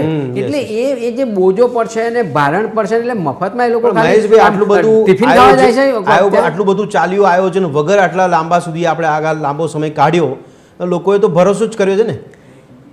ધીમે ધીમે સમજાય. અચ્છા. તમે ઘડી બે ઘડી ઉલ્લુ બનાવો, ઓકે, આ તે થાય. તમારા બીજા ઘણા પરિમાણો હોય છે કે આ કોઈએ વિચાર્યું હતું કે રાજકીય પાર્ટીઓ ના કરી શકે, વિપક્ષો ના કરી શકે, એવું આ છોકરાઓ કરશે એવું વિચાર્યું હતું?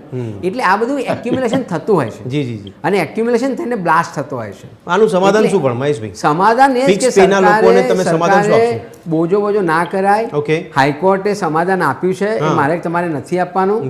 ગુજરાતની વડી અદાલતે કહ્યું કે આ એકદમ સ્વચ્છંદી નિર્ણય છે, ઇલીગલ છે, માનવ અધિકારનો વિરોધ છે. આ 2012માં ગુજરાતની વડી અદાલતે ચુકાદો આપ્યો છે. ઓકે. અને રાજ્ય સરકારે આ લોકો એમના પોતાના છે, આ દુશ્મનો નથી. પાકિસ્તાનના, અફઘાનિસ્તાનના, ઈરાનના, ઇઝરાયલના નથી, આ વતનના લોકો છે. અને જ્યારે હાઈકોર્ટ ન્યાયાલય એવું કહેતી હોય તો પછી તમે શાના માટે એમ કહો છો કે સરકાર ઉપર બોજો, ભારણ? આ બકવાસ છે. ઓકે. પ્રશાંતભાઈ અને પ્રફુલભાઈ, આ બંનેનો વાઇસ વર્સા સવાલ છે, બંનેમાંથી કોઈ પણ જવાબ આપી શકો છો.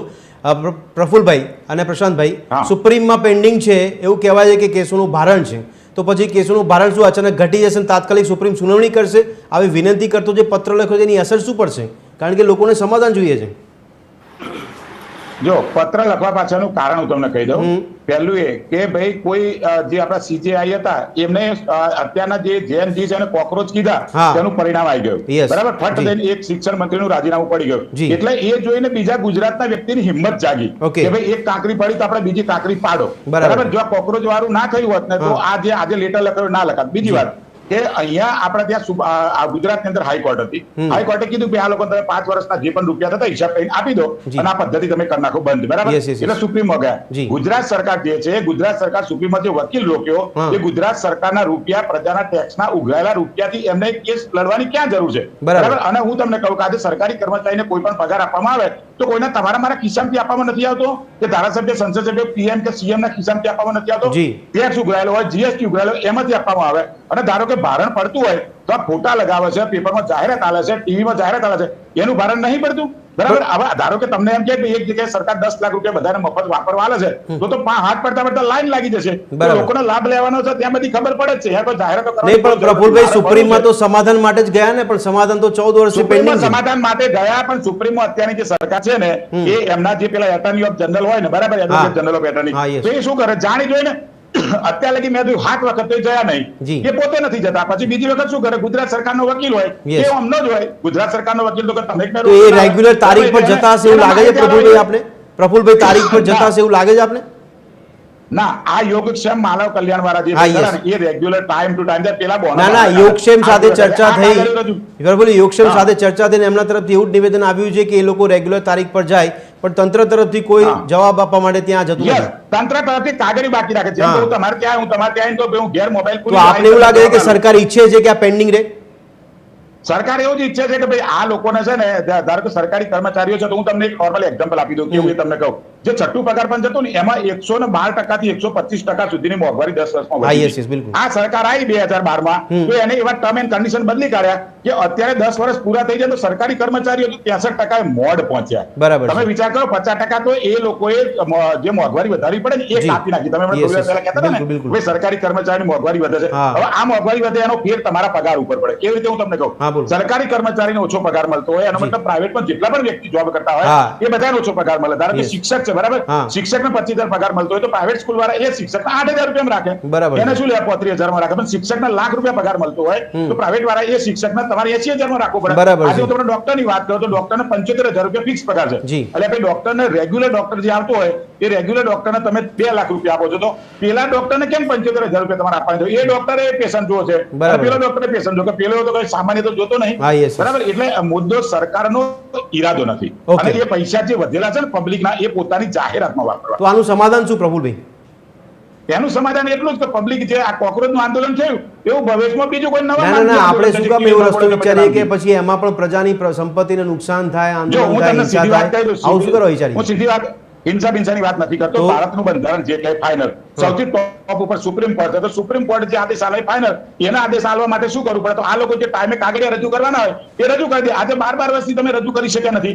આજે 12 વર્ષે તમારી સરકાર જે છે એના અમે આંદોલન થઈ ગયું, બરાબર આખું. અને આજે 12 વર્ષ એવી રીતે કેવી પ્રકારની એ લોકોએ ક્લાસ 1 અધિકારીઓ નિમણૂક કરી કે કાગળ લઈ હોધી શકતા. ઠીક છે પ્રફુલભાઈ, એને સવાલ પૂછું આપને. યસ, અને સવાલ પૂછું પ્રશાંતભાઈ ગઢવી, આપને પણ એ સવાલની જ વાત કરું છું, પણ સાથે સાથે 14 વર્ષનો જે સમયગાળો કહેવાય છે, ભગવાન રામનો પણ વનવાસ 14 વર્ષમાં પૂરો થયો હતો, તો પછી આ ફિક્સ પેનો વનવાસ પૂરો થવાની સંભાવના કેટલી? વનવાસ પૂરો કોર્ટ ધારે તો 14 દિવસમાં કરી શકે. 14 આ કેસ બોર્ડ ઉપર ના આવે, જે ના રહી શકતો એને સમન્સ ના જાય. સરકારી જે એટલે સમન્સ તો જાય ને, આપણે નોર્મલી એવું હોય ફરિયાદ આરોપી 3 વાર હાજર ના રહે તો સમન્સ ઘેર આવે છે, અને પણ લોકોને ખબર પડે છે. તો શું આ સરકારી કર્મચારી માટે કે સરકારના વકીલો માટે આ બધું લાગુ પડતું નથી? આવા કેટલાય કેસ છે હાઈકોર્ટમાં 10 કે જેમાં સરકારી વકીલ હાજર જ ના રહે અથવા તારીખ માંગે સ્પેશિયલ. એ શું હોય, કોઈકને અંગત રીતે, અંગત સ્વાર્થ માટે, કોઈકના માટે, કોઈકને હેરાન કરવા માટે જ્યારે આવી ભૂમિકા ભજવાતી હોય છે, આવા ઘણા કેસ છે હાઈકોર્ટમાં. અહીંયા અમદાવાદ ગુજરાત હાઈકોર્ટમાં પણ છે. એટલે આ સરકારને સમન્સ સુપ્રીમ કોર્ટ આપી શકતી નથી, એ કહી આપે સુપ્રીમ કોર્ટના દબાણમાં છે. નહીં, પણ આ ઘટનાક્રમથી પ્રશાંતભાઈ આપને પણ લાગે છે કે સરકારની ઈચ્છા શક્તિ નથી કે આમાં કોઈ નિરાકરણ આવે, કે માત્ર પેન્ડિંગ જ રહે? હા, ઈચ્છા. જો બીજી એક વાત એવી તમે સમજો, ઈચ્છા શક્તિ એટલા માટે નથી કે હવે આઉટસોર્સ એ સૌથી મોટું પાર્ટી ફંડ છે. તમે સમજો, જેમ વાત કરી જેટલા સરકારી કર્મચારીઓ એટલા જ આઉટસોર્સના કર્મચારીઓ છે. આઉટસોર્સના કર્મચારી પર કર્મચારી ઓછામાં ઓછો 1000 થી 2000 રૂપિયા પેલો વચ્ચેનો કોન્ટ્રાક્ટર લઈ જાય છે. કેટલા કર્મચારીઓ કોન્ટ્રાક્ટ પર છે. ત્રીજી વાત કે સરકાર સીધી ભરતી કરવા માટે એક ચોક્કસ ક્રાઇટેરિયા હોય છે. આજે આઉટસોર્સમાં કેવું છે કે 12 પાસ બી હોય, 12 ફેલ હોય, ધારાસભ્યની ભલામણ કે ભાજપના નેતાની ભલામણથી પણ પેલો નોકરી રાખી લે ગામડાનો. એ જ વ્યક્તિને આજે સિવિલ હોસ્પિટલ, ઉદાહરણ સિટી સિવિક સેન્ટર કોર્પોરેશન, એમાં જે લોકો સામાન્ય ગ્રેજ્યુએટ હોય કે બીજો કોઈ હોય, એ જ વ્યક્તિની ક્લાર્ક તરીકે જો ભરતી કરવી હોય તો સરકારને બહુ બધા ક્રાઇટેરિયામાંથી પસાર થવું પડે. બની શકે એ ક્રાઇટેરિયા ફૂલફિલ ના થાય, એ ભરતી પૂર્ણ ના થાય તો કામ પણ અટકે. એટલા માટે આઉટસોર્સ એટલે જ લાવવામાં આવ્યું હતું કે કામ અટકે નહીં અને ચાલુ રહે. તમને ત્યાં માણસો મળી રહે. સરકારી, આપણે પહેલા એવું કહેતા હતા કે સરકારી ઓફિસમાં જાવ તો કોઈ દેખાતું જ નથી, લોકો તો ઉપર બેઠા હોય છે, 11 થી 5 માં માંડ લોકો 12 વાગે આવે છે, કામ કોઈ કરતું નથી. એના માટે કર્મયોગી અભિયાન પણ આપને ખબર હશે ચાલ્યા હતા કે જેમાં લોકોને કામ કરવા માટે બોલાવવામાં આવે પૂરેપૂરા સમય પર માટે. બિલકુલ. એટલે આ બધો છે ને, કોઈ વિશિયસ સર્કલ છે, એ સાયકલ સરકારે પૂરું કરવું પડે. સરકાર જો કરવા જાય તો આઉટસોર્સ બંધ કરવું પડે અને બધું સીધી ભરતીથી કરવું પડે. નહીં, પણ આ ફિક્સ પે છે પ્રશાંતભાઈ, કોન્ટ્રાક્ટ છે, આ આઉટસોર્સિંગ છે, આપે જે કીધું, આટલા બધા અવઢવ અને પરિબળો જો પડકારજનક હોય તેમ છતાં રાજ્યને યુવાનોમાં સરકારી નોકરીનો મોહ કેમ? ફૂલ ક્રેઝ છે, કારણ કે હવે ભરતીઓ થાય છે એવું લોકો કહે. અમારે પ્રફુલભાઈ સર એક જ જ્ઞાતિમાંથી આવીએ છે. અમારે સમાજમાં 10-7 છોકરાઓને તમે પૂછો શું કરો, સરકારી તૈયારી કરીએ છીએ, 2 મહિના નોકરીની તૈયારી. જી જી. અને પ્રફુલભાઈ તો એકેડેમી ચલાવે છે, આ છોકરાઓને પરીક્ષાની તૈયારીઓ કરાવે છે. એટલે 7 છોકરા આવું કે છે. એનો મતલબ શું થયો કે ભરતી ક્યાંક થાય છે. શિક્ષકની નથી થતી એ મુદ્દો આપણે દર વખતે ચર્ચા પણ કરીએ છીએ. તલાટી, પંચાયતના, રેવન્યુના, બીજા ત્રીજા મામલતદાર, નાયબ. પણ પ્રશાંતભાઈ, આના સમાધાનમાં એક બાબત આમાં આપણે સમજી શકીએ કે આમાં જે ફિક્સ પે માટે 5 વર્ષ કીધું છે એની જગ્યાએ ડિમાન્ડ એવી પણ કરી છે કે કાં તો આને નાબૂદ કરો કાં તો 1 વર્ષ માટે કરતો, તો 1 વર્ષનું સોલ્યુશન છે ખરી? પ્રોબેશન પીરિયડ 1 વર્ષ હતો, એમ હું ફિક્સ પગારની જગ્યાએ પ્રોબેશન 2 વર્ષ કરે. બીજું 3 વર્ષથી જો ફૂલ પગાર તમે આપો છો તો એમાં તો 25%, કારણ કે ઓલ્ડ પેન્શન સ્કીમ તમે નાબૂદ કરી છે અને એ પૈસા પેલામાં એનપીએસ માં નાખો છો, તો એ એને ફૂલ પગાર ગણી એ પૈસાને તમે એનપીએસ માં ઇન્ક્લુડ કરી અને એ રિટાયર થતો હોય, કારણ કે આમ બી રિટાયર ભાઈ પેન્શન નથી નાબૂદ છે, તો પેન્શન નથી, ફૂલ પગાર નથી, તો અત્યારે સરકારે એક એવું માળખું ઇન્સેન્ટિવ સ્ટ્રક્ચર તૈયાર કરવું જોઈએ કે દર મહિને તમને પગાર ફૂલ પગાર ગણવાનો, એમાંથી 20% કપાત, કારણ કે તિજોરી પર ભાગ ના આવે, તો 20%, 10%, 15% કાપી લો, એ પૈસા નહીં. આવું કોણ કરશે? આવું કોણ કરશે પ્રશાંતભાઈ? અને સુપ્રીમના નિર્દેશ પછી થશે કે સુપ્રીમમાંથી આ વસ્તુને બહાર લઈ લેવી પડશે? આને સુપ્રીમના નિર્દેશની જરૂર નથી. હાઈકોર્ટમાં તમે ગયા છો, ઉપરથી સમાધાન રૂપી આવવું પડે સરકારે સામેથી કે તમે કેસ પાછો ખેંચો, અમે તમને આ ફોર્મ્યુલા લાઈન મૂકવા માંગીએ છીએ અને કે મંજૂરી મેળવો, નાણાં વિભાગમાંથી મંજૂરી મેળવો. શક્ય છે 15 થી 25% પગાર કાપી. પણ આમાં સ્પેશિયલ લીવ પિટિશન પાછી ના લઈ શકે, કારણ કે ગુજરાત હાઈકોર્ટનો ચુકાદો તો એને પડકારવામાં આવે છે. લઈશ એ જ કહું છું કે લઈ જ શકાય, એટલે જ કહું છું કે કોઈક સમાધાન લઈને તમે આવશો, સરકાર લઈને આવે તો આ કેસ પાછો ખેંચી શકાય, તો આ કેસ ઉપર ચર્ચા પણ થાય. નહીતર સુપ્રીમનો ચુકાદો સર્વિસ મેટરમાં આમની ફેવરમાં આવશે તો સરકાર એટલું બધું ભારણ એક જ વારમાં આવવાનું છે જેમાં. ઓકે પ્રશાંતભાઈ, છેલ્લો સવાલ પછી મહેશભાઈ પાસે સમાધાનની વાત કરીએ. એક સવાલ એ કે આપે કીધું આ બંને ઘડવી છે, આપણા સમાજના લોકોમાંથી મોટાભાગના લોકો સરકારી પરીક્ષા માટેની તૈયારી કરતા હોય એમાં લાગે છે, પણ પછી નવી ભરતીઓ થાય અને એમને જો રેગ્યુલર પગાર પદ્ધતિમાં લેવામાં આવે તો પછી વિકાસ નહીં રૂંધાય. જે સામાન્ય જનજીવનની માનસિકતામાં છે અને તંત્રની માનસિકતામાં જે વિકાસ એ રૂંધાશે નહીં. ના, વિકાસ જો મેં શું કીધું, આપણું જે ટોટલ બજેટ 4,08,000 કરોડનું છે, 65 થી 70% પગાર પૈસામાં જાય છે, એટલે પગારમાં જાય. ઓકે, બાકી વિકાસના 2 ભાગમાં, અને એ પણ ઓછા મહેકમમાં, એટલે મહેકમમાં અને યોજનાઓમાં. તો તમે રેવન્યુ મોડલ બી વધારો ને, વિકસાવો ને. કોણ બરાબર રેવન્યુ ઊભી કરો, જે સાહસો ઊભા કર્યા છે એની અંદર એવા રેવન્યુ મોડલ ઊભા કરો કે જે સરકારને આવક પણ કરીને આપે. અને સરકારમાં કેટલાય મોડલ એવા ચાલે છે કે એમાં સરકારને ખૂબ પૈસા આવે છે જે પ્રજાને દેખાતા નથી, જે પ્રજામાં વપરાતા નથી. બીજે ઓકે પ્રશાંતભાઈ, મહેશભાઈને સવાલ હવે. મહેશભાઈ, આપની પાસે કોઈ સમાધાન છે આ સમસ્યાનું? કારણ કે હાઈકોર્ટના ચુકાદાનું ખરેખર જો પાલન થઈ ગયું હોત તો સુપ્રીમ સુધી આ મેટર ગઈ ના હોત અને સુપ્રીમ સુધી આ કેસની ચર્ચા ના થઈ હોત, પણ તેમ છતાં ના થઈ શક્યું. તો અહીંયા જ આનું કોઈ સમાધાન છે કે પછી સુપ્રીમ કોઈ કોર્ટ કોઈ નિર્દેશ કરે, તાત્કાલિક સુનાવણી કરે, પછી સરકાર એક્શનમાં આવે તો સમાધાન આવે? સમાધાનની વાત કરતાં પહેલાં એક ગઈકાલનો એક કેસ કહું. હા, બોલો બોલો. ભારત સરકારના એડહોક કર્મચારીઓ અમદાવાદ બેન્ચમાં જે સેન્ટ્રલ એડમિનિસ્ટ્રેટિવ ટ્રિબ્યુનલ છે જી એમાં ગયા હતા. બિલકુલ. અને એ ટ્રિબ્યુનલે એવું કીધું કે આ એડહોકને હવે તમે કાયમી કરો, નિયમિત કરો. એને ગુજરાતની હાઈકોર્ટે પણ માન્યતા આપી છે. જી જી જી. હવે વાત છે કે સમાધાનની, સમાધાનમાં તો આજે ડિબેટ કરો છો એમાં સમાધાનો નીકળ્યા. રાજ્યની સરકારે પબ્લિક કન્સલ્ટેશન કરવું પડે, લોકોને પૂછવું પડે. માત્ર આઈએસએલ બાબુઓના નિર્ણયને આધારે ના બનાવો. બરાબર. આનું સોલ્યુશન લોકો જોડે છે. અને એ જે પ્રશાંતભાઈ કહ્યું તેમ કે એ જો સોલ્યુશન બહુ જ લોકોએ સલાહ સૂચનો આપ્યા છે. તમારી આજની ડિબેટ જો સાંભળતી હોત ને સરકાર તો એમાંય સમાધાન છે. બરાબર. અને એ સમાધાનની ફોર્મ્યુલા સાથે એટર્ની જનરલ આપણા તુષાર મહેતા જાય સુપ્રીમ કોર્ટમાં તો સુપ્રીમ કોર્ટ ચોક્કસ ડિસ્પોઝ ઓફ ત્યાં જવું પડે ને. પણ મહેશભાઈ, હા, તો મતલબ એ છે સરકારની ઈચ્છાવૃત્તિ નથી. ના, જે મુખ્ય પિટિશનર છે યોગક્ષેમ વાળા, એમણે કીધું કે ત્યાં એ લોકો હાજરી નથી આપતા. હું એ તો વાત કરી રહ્યો છું. સમાધાન તો છે જ, આ બધા સમાધાનના ફોર્મ્યુલા છે. બરાબર છે. પણ ગુજરાતની સરકારે ત્યાં સમાધાનની ફોર્મ્યુલા લઈને જાય તો સુપ્રીમ કોર્ટ ચુકાદો બી ના આપે. બરાબર. સુપ્રીમ કોર્ટ વિડ્રો કરાવે, ડિસ્પોઝ ઓફ કરે મેટર. અને જો તમે ના કરો અને જો કેસ ચાલી જાય તો સુપ્રીમ કોર્ટ આપે કીધું પ્રજાને પૂછવાની વાત કરી, પણ આ લાગુ કરી ત્યારે પ્રજાને પૂછીને લાગુ કરી દે નથી કરતા. લોકશાહીમાં લોકોનું લોકો માટે લોકો દ્વારા ચાલતું રાજ્ય. કમનસીબે પ્રજાને પૂછ્યું હોત તો અત્યારે જે વિકાસના દાવા થાય, વિકાસ સાબિત કરી રહ્યો છું, લોકોનો છેદ ઉડી ગયો છે. અચ્છા, ઓકે. લોકોનો છેદ ઉડી ગયો છે. અને જે ચૂંટણી પ્રક્રિયા જે આપણી છે એ પણ ક્યાંક લોકશાહીની દુર્દશા જેવું છે. અને એટલા માટે તમે ઇકબાલની બીક બતાવો, તમે ક્યાંક ધર્મની બીક બતાવો, ક્યાંક મેલડીમાં વચ્ચે આવી જાય. આ બધાના લીધે તમારી છે એના લીધે ચૂંટણી જીતી જવાય છે, સરકારમાં અવાય છે અને નિર્ણય થાય. પણ નિર્ણય કરે છે કોણ? બાબુઓ નિર્ણય કરે છે. બિલકુલ, ખરેખર તો સરકારમાં બેઠેલા પ્રજાના પ્રતિનિધિઓને પણ ખબર નથી હોતી અને પેલા આઈએએસ અધિકારીઓ બાબુઓ પોતાના મનગળત પોતાના સ્વાર્થ માટે મુદ્દા મૂકી દેતા હોય છે. યસ, પ્રફુલભાઈ, છેલ્લા વાક્યમાં અમારા માધ્યમ થકી તંત્રને શું કહેશું સમાધાન માટે? તમારા માધ્યમ થકી તંત્રને મારે એટલું જ કહેવું કે આઈએએસ ઓફિસરોનો ફિક્સ પગાર તમે કરી નાખો અને જે ધારાસભ્ય અને એમપી ને એ બધા છે એમનો જે મિનિસ્ટર હોય એમનો વ્યક્તિગત સ્ટાફ હોય એનો ફિક્સ પગાર કરી નાખો, એમપી એમએલએ નો ફિક્સ પગાર કરી નાખો. પછી તમે જુઓ કે સરકારી કર્મચારી કોઈ રજૂઆત કરવા નહીં આવે અમારો ફૂલ પગાર કરો, ઓટોમેટિક થશે. અહીંયા તો શું છે, આઈએએસ ના 3 લાખ ને 2 લાખ મળે એટલે એ લોકો કશું ના કરતા. ઠીક છે. ઓકે દર્શક મિત્રો, અહીંયા જે ચર્ચા કરતા હતા આપણે કે એમાં મુખ્ય બાબત એ હતી કે ફિક્સ પેનું નિરાકરણ ક્યારે આવશે એ આપણને હજી અંદાજ નથી આવતો, પણ સમાધાન શું છે એ આપણે જાણવાનો પ્રયત્ન કરો. નિષ્કર્ષ નીકળી રહ્યા છે. જો ઈચ્છા શક્તિ હોય તો પછી આ ફિક્સ પેના જે લાખો કર્મચારીઓ છે એ હેરાન થતા હોય તો એ હેરાન ન થઈ શકે, પણ જો એક ઈચ્છાશક્તિના ભાગરૂપે નિર્ણય લેવામાં આવે તો ના, આમાં કોર્ટ મેટર કરવાની પણ જરૂર નથી પડતી, પરંતુ હાઈકોર્ટે ચુકાદો જ્યારે આપ્યો તો એનો અમલ ના થયો તેની પર પણ લોકોનો સવાલ છે કે જે પડકારવામાં કેમ આવ્યું. જો પડકારવામાં આવ્યું એનો મતલબ કે ઈચ્છાશક્તિનો અભાવ જોવા મળી રહ્યો છે. આશા રાખીએ કે અમારો આ પ્રયાસ છે ચર્ચાનો તે પણ તંત્ર સુધી પહોંચે અને આખરે લાખો કર્મચારીઓની જે આ સમસ્યા છે તેનું સમાધાન મળી શકે.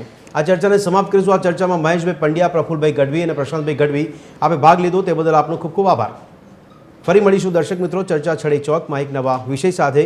ત્યાં સુધી આપ જોતા રહો TV13 ગુજરાતી. નમસ્કાર.